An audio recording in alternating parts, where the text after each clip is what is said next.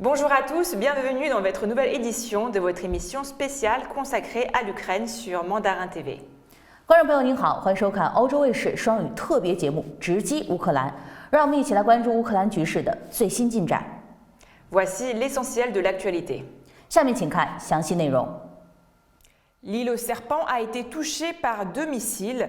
L'îlot stratégique de la mer Noire, dont les Russes sont partis la semaine dernière, a été frappé à 2 reprises ce matin, indique Serhiy Bratchouk, porte-parole de l'administration militaire d'Odessa. 2 moissonneuses agricoles ont été touchées, 35 tonnes de céréales ont été détruites, a-t-il déclaré. 俄罗斯国防部7月6日发表消息称，俄空天军在顿涅茨克炸毁乌军装备的美制海马斯多管火箭炮。俄国防部称，空天军使用了多枚空击高精度导弹，炸毁了2辆美制海马斯多管火箭炮和2个海马斯火箭炮弹药库。海马斯是一种轮式自行火箭炮，配备了6个发射管，可发射射程80千米的 GPS 制导火箭弹。在不使用火箭弹的时候，可发射陆军战术导弹，射程超过了300千米。但美国向乌克兰提供援助的海马斯火箭炮未配备这种导弹。 由于海马斯配备了制导火箭弹，打击精度高，而且采用了轮式底盘，具备较高的机动能力，因此美宣布援助乌克兰该型火炮后，其战场表现备受外界关注。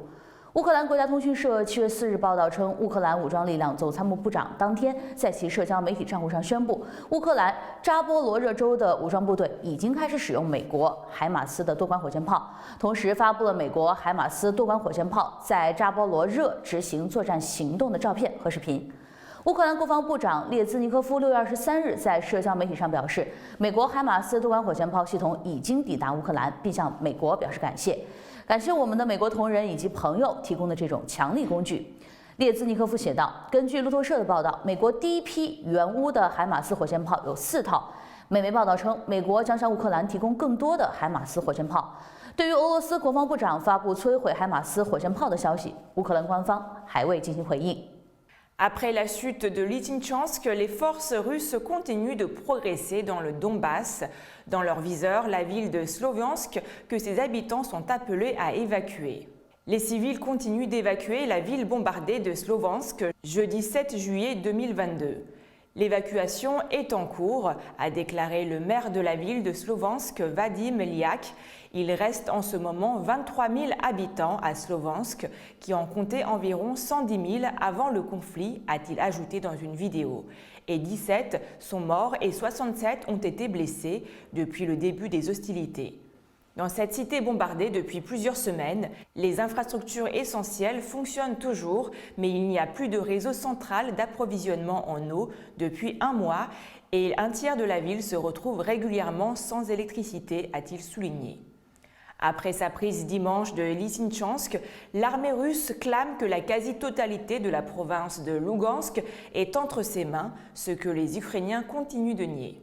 Les Russes cherchent maintenant à conquérir la 2e province du Donbass, celle de Donetsk, pour ainsi occuper l'intégralité de ce bassin minier que les séparatistes pro-russes contrôlent partiellement depuis 2014. Mais il leur faut pour cela prendre Sloviansk et Kramatorsk, ces 2 plus grandes cités conservées par les Ukrainiens. 据乌克兰真理报6日报道，乌克兰武装部队否认了俄罗斯当天在爆战中称已经摧毁2套海马斯火箭炮系统和2个弹药库的消息，并称俄罗斯正在积极地散布有关海马斯火箭炮系统被摧毁的报道。乌克兰军方称，美国提供的海马斯火箭炮系统正在不断地对俄军战略要地进行打击，导致俄军装备和人员损失加大。 Les armes lourdes envoyées par les pays occidentaux fonctionnent enfin à pleine capacité sur les lignes de front, a affirmé Volodymyr Zelensky dans sa traditionnelle vidéo du soir. Le président ukrainien a déclaré que l'armée ukrainienne avait ciblé des entrepôts russes et d'autres lieux importants pour la logistique grâce aux armes occidentales livrées à Kiev.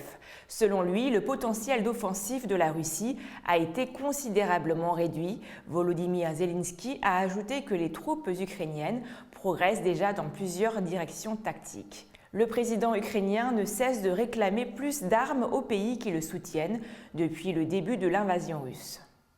据塔斯社6日报道，乌克兰经济安全局局长瓦季姆·梅尔尼克在接受乌克兰媒体采访时说，乌克兰经济安全局在调查中发现了多起来自西方国家人道主义以及军事物资被出售牟利的案件，甚至部分与军事防卫有关的军用物资也被非法出售。梅尔尼克表示，大约有10几起这样的案件已被立案，乌克兰其他执法部门也在针对这一类案件展开进一步调查。Les ministres des Affaires étrangères du G20 se réunissent jeudi et vendredi à Bali, en Indonésie, pour participer à un sommet qui devrait être assombri par la guerre en Ukraine. La ministre allemande des Affaires étrangères a déclaré que la Russie ne devrait pas utiliser le sommet comme une plateforme en raison du conflit en Ukraine. Il est dans l'intérêt de tous de garantir le respect des lois internationales. C'est le dénominateur commun, a indiqué Annalena Baerbock dans un communiqué. Ce sera la première fois que les ministres des Affaires étrangères du G20 rencontreront le ministre russe Sergueï Lavrov depuis que la Russie a lancé son invasion de l'Ukraine en février. Sergueï Lavrov prévoyait de rencontrer certains de ses homologues en marge du sommet, selon l'agence de presse russe TASS, mais plusieurs ministres ont exclu cette possibilité. 土耳其总统埃尔多安近日表示，他打算加强与俄罗斯和乌克兰的谈判，希望就联合国向世界市场出口乌克兰谷物的计划达成协议。据美联社7月6日报道，埃尔多安在与意大利总理马里奥·德拉吉举行的联合发布新闻会上表示，土耳其正在与联合国、乌克兰和俄罗斯合作制定一项计划，允许数百万吨乌克兰粮食通过黑海的安全走廊运输。他告诉记者，我们将在1周或者是10天内加强谈判，来努力取得成果。乌克兰是世界上最大的小麦、玉米和葵花籽油出口国之一，但俄乌冲突的爆发阻止了大部分出口，危及许多发展中国家，特别是非洲国家的粮食供应。乌克兰政府将粮食供应问题归咎于俄罗斯海军对其港口的封锁，而俄罗斯则称乌克兰的水雷阻碍了农产品出口的安全流通。德拉吉赞扬了达成协议的可能性，他表示，这不仅对向贫穷国家提供粮食和化肥很重要，而且这或将是乌克兰和俄罗斯在冲突爆发后达成的第一个协议。他说，从更广泛的角度来看，这项协议对实现和平的努力也非常重要。德拉吉上周曾表示，联合国计划通过一条安全的海上走廊出口乌克兰粮食，因为不需要对港口进行排雷，也可以节省数周至1个月的宝贵时间，在秋收前清空桶仓。但是该计划需要得到俄罗斯的最终批准。自俄乌冲突爆发以来，土耳其一直致力于在俄乌冲突中保持中立，并寻求发挥调解人的作用。Et dans le reste de l'actualité en Ukraine, Total renonce à sa participation dans un projet pétrolier russe. Sous pression depuis le début de la guerre en Ukraine, le géant énergétique Total Energies, qui fait partie des entreprises françaises les plus présentes en Russie, se désengage finalement d'un projet pétrolier dans l'Arctique russe. Gérard Larcher se rendra à Kiev en fin de semaine.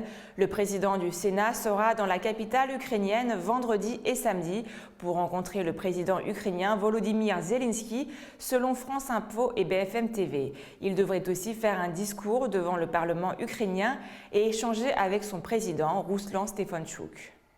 C'est la fin de votre émission spéciale consacrée à l'Ukraine. Merci de votre fidélité. Mandarin TV continue de suivre de très près l'actualité en Ukraine. 感谢收看这一期的节目《直击乌克兰》，直击乌克兰的最新进展，欧洲卫视将会持续关注。下期节目再见。